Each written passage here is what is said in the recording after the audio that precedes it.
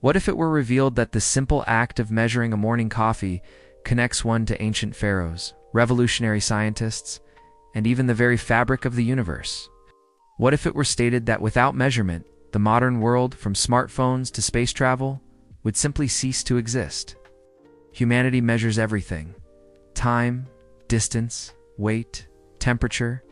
These actions are performed without conscious thought, a fundamental part of daily lives. But has the underlying purpose ever been considered? Why did humans begin measuring, and how did the journey progress from a king's nose to defining a kilogram with quantum physics? This is not merely a chronicle of numbers. It is a narrative of human ingenuity, global ambition, humorous blunders, and the relentless pursuit of precision that built civilizations, sparked revolutions, and continues to shape the future. The evolution of measurement systems reflects a deep human need for order and understanding in a complex world. Imagine a world where a foot was literally one's own foot, or where the length of a cubit changed with every new pharaoh. Such a scenario sounds like a recipe for chaos, and for millennia, that was precisely how much of the world operated. From the earliest civilizations, the human body served as the most convenient ruler. In ancient Egypt, the cubit was defined as the length from the pharaoh's forefinger tip to his elbow.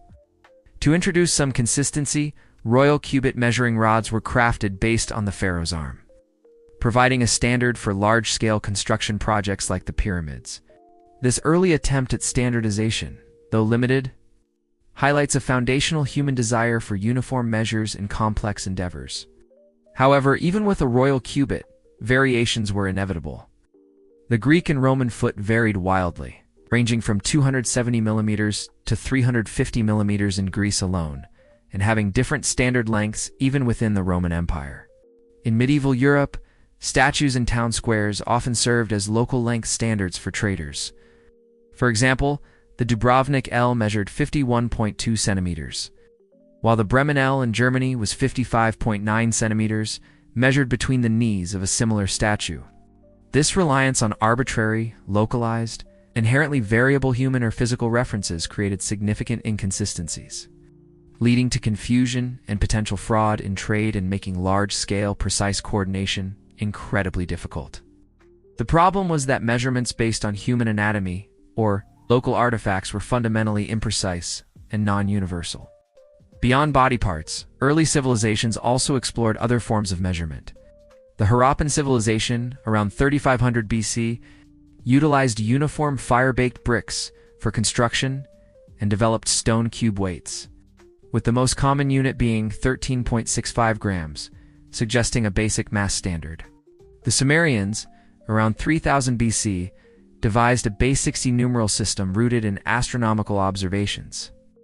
This sexagesimal system persists today in the 60-second minute, 60-minute hour, and 360-degree circle.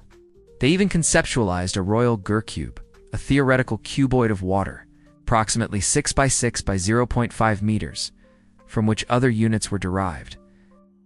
Yet even these systems faced challenges, with varying Gur cube sizes based on different substances and numerical bases, indicating that true universal consistency remained elusive. The Sumerian system, however, marked an early, intuitive step towards basing measurements on natural phenomena rather than human anatomy, a precursor to later scientific definitions. So how did societies manage to construct colossal pyramids, navigate vast oceans, or conduct complex trade with rulers that literally changed from person to person, or even city to city? The answer lies in a gradual, often messy, but ultimately revolutionary shift towards standardization. The fragmented and localized measurement systems of the medieval world proved increasingly inadequate as trade expanded and scientific inquiry deepened. With the dawn of the scientific revolution, a new generation of thinkers demanded something more precise, more universal. They began to shift their focus from the human body to the immutable laws of nature. This period marked a profound conceptual leap, as the pursuit of measurement became intertwined with fundamental scientific principles. Consider temperature. Before the 18th century, thermometers employed arbitrary units, making it difficult to quantify how much hotter one object was than another. Then came Daniel Gabriel Fahrenheit in the early 18th century, He not only invented more accurate mercury and glass thermometers, but he also established a consistent temperature scale. His scale used specific fixed points, such as a frigorific mixture of ice, water, and salt for his lowest temperature, and human body temperature for another. This innovation allowed scientists to finally compare temperature measurements between different instruments and observers with unprecedented reliability. Not long after, in 1742, Anders Celsius proposed his own temperature scale. Through meticulous experiments, he demonstrated that the melting point of pure water and the boiling point of water, when adjusted for atmospheric pressure, were universal constants. While his original scale was inverted, assigning 100 degrees to freezing and 0 degrees to boiling. His rigorous scientific approach provided the groundwork for the centigrade scale widely used today. The contributions of Fahrenheit and Celsius were pivotal, establishing the first truly consistent and comparable temperature measurements, which was essential for scientific collaboration and understanding how materials behave under varying thermal conditions. The understanding of the very air around us also saw a monumental leap. In the 1640s, Galileo's student, Evangelista Torricelli, invented the barometer to measure atmospheric pressure. By filling a tube with mercury, sealing one end, and inverting it into a basin of mercury, Torricelli observed that the weight of the air pushing down on the basin held up the mercury in the tube, and crucially, that the space above the mercury was a vacuum. This was a groundbreaking discovery, not only proving the existence of a vacuum, but also transforming the understanding of air pressure and laying the foundation for modern meteorology. Perhaps the most significant advancement in precision during this era came in the realm of timekeeping. Early mechanical clocks were notoriously inaccurate, often drifting by minutes per day. Then, in 1656, Dutch physicist Christian Huygens built the first reliable pendulum clock. This invention was revolutionary, increasing timekeeping accuracy by 2 orders of magnitude, from minutes to seconds per day. Huygens' work, building on Galileo's discovery of isochronism, the principle that a pendulum's oscillation period is constant regardless of amplitude, provided a mechanism far more consistent than even astronomical observations. This dramatic improvement in timekeeping laid the foundation for chronometry, which became indispensable for accurate navigation at sea and for the burgeoning industries of the time. The development of these scientific instruments marked a fundamental shift from measurements based on observation or human variability to those rooted in reproducible physical phenomena, directly enabling greater precision and comparability. However, the pendulum's accuracy still varied slightly with local gravity, hinting at the need for even more fundamental, location-independent standards. These scientific breakthroughs were incredible, but they were still individual inventions. What was needed was a system, a universal language of measurement. That radical idea would emerge from the most unlikely of places. The French Revolution was promising to measure for all people for all time. But how would they achieve such an audacious goal? And what challenges would they face? The chaos of localized measurements reached a breaking point, particularly with the rapid expansion of global trade and the transformative power of the Industrial Revolution. France, in the throes of its revolution, saw an unprecedented opportunity, not just to overthrow a monarchy, but to fundamentally revolutionize measurement itself. This was not merely a scientific endeavor. It was a political and ideological statement, aiming to replace the arbitrary monarchical systems with a rational, universal standard. In 1791, the French Academy of Sciences was tasked with creating a rationale, decimal-based system derived from natural physical units to ensure immutability and universal acceptance. Their audacious idea was to define the unit of length, the meter, from the Greek metron, meaning measure, as 1/10,000,000th of the distance from the North Pole to the equator, measured along the meridian passing through Paris. This monumental survey, spanning from Dunkirk to Barcelona and conducted by scientists like Jean-Baptiste Delambre and Pierre, took 7 arduous years amidst revolutionary turmoil. The culmination was a physical platinum bar, the meter of the archives, which was declared the legal standard in 1799. From this, the gram was defined as the mass of 1 cubic centimeter of water at its maximum density, and the liter as 1/1000th of a cubic meter. The inherent simplicity of the decimal system dramatically simplified calculations and facilitated trade. embodying the motto for all people, for all time. However, not everyone embraced this new logical system. Britain, the birthplace of the imperial system, largely clung to its historical units. Derived from Older English, Roman, Carolingian, and Saxon measures. The imperial system formalized units like the inch, originally defined as 3 barleycorns. The foot, 12 inches, the yard, 3 feet, and the pound, 16 ounces. The very concept of uniform measures was not new.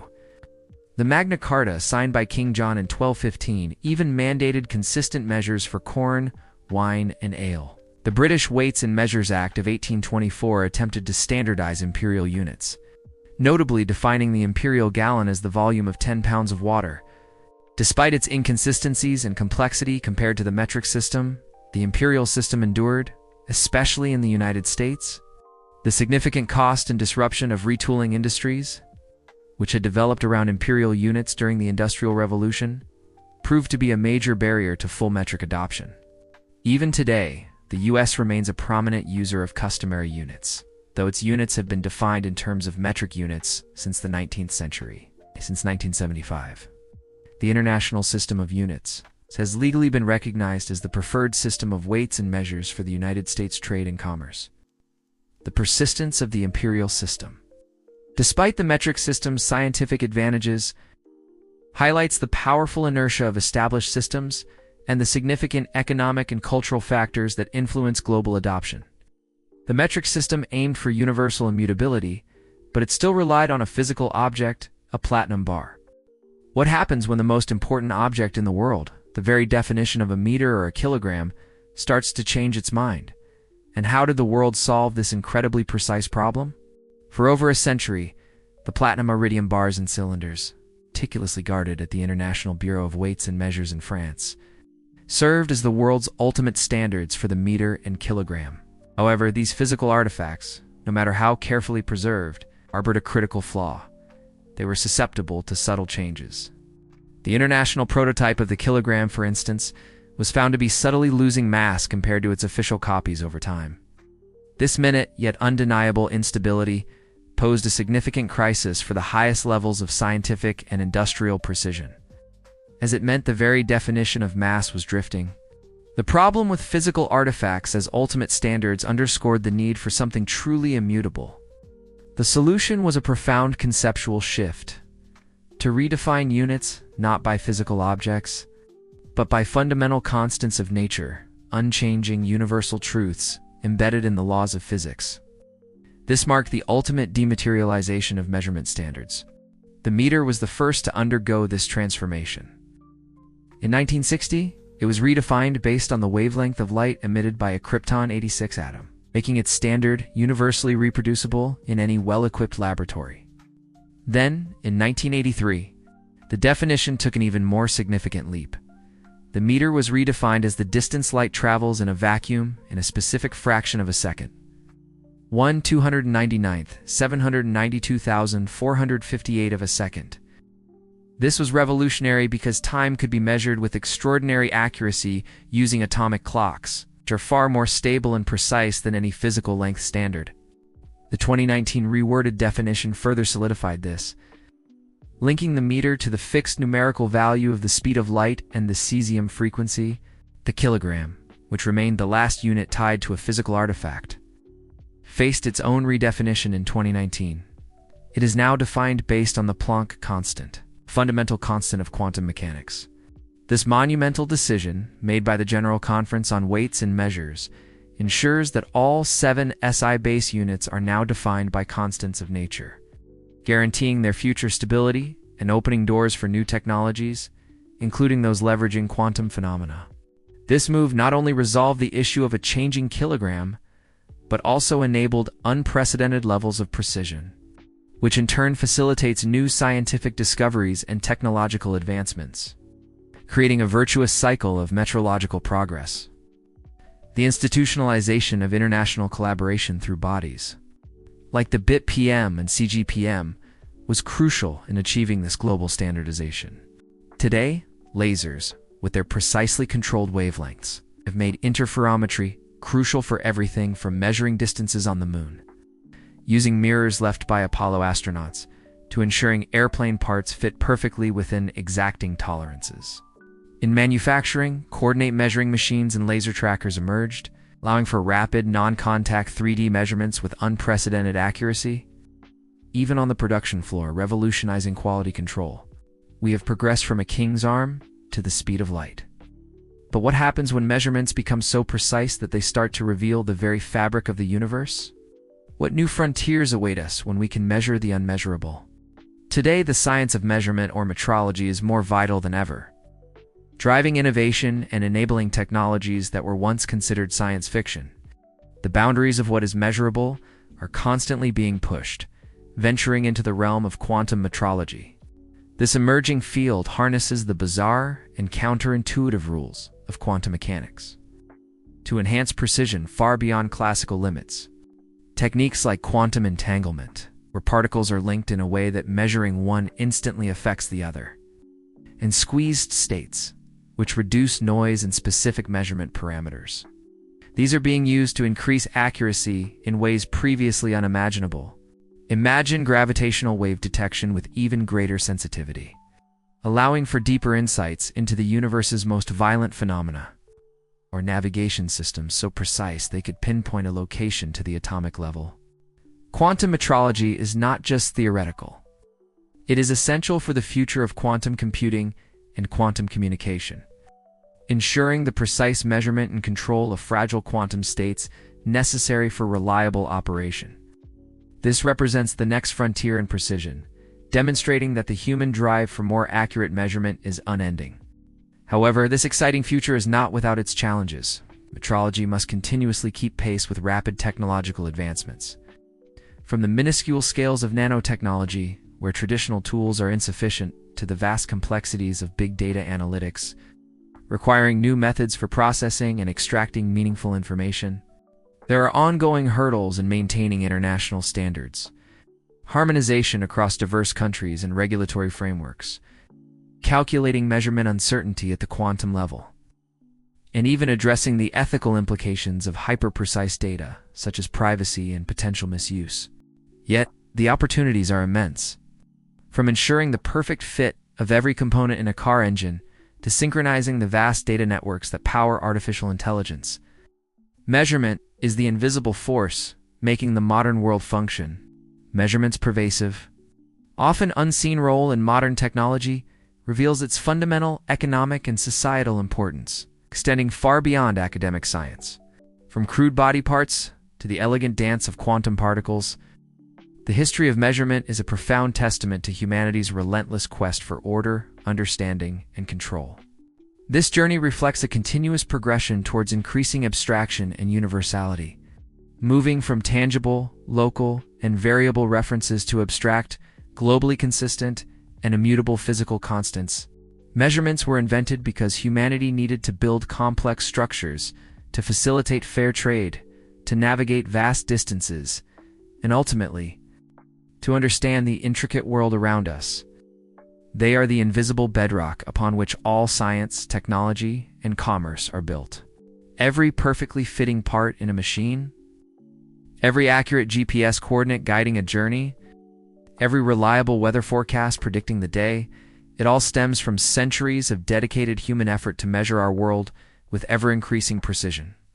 This ongoing pursuit is a defining characteristic of human progress, constantly pushing the boundaries of what is known and what is possible. What do you think was the most surprising aspect of this incredible journey of measurement? Let us know in the comments below. If you enjoyed this deep dive, please like, share, and subscribe for more historical explorations.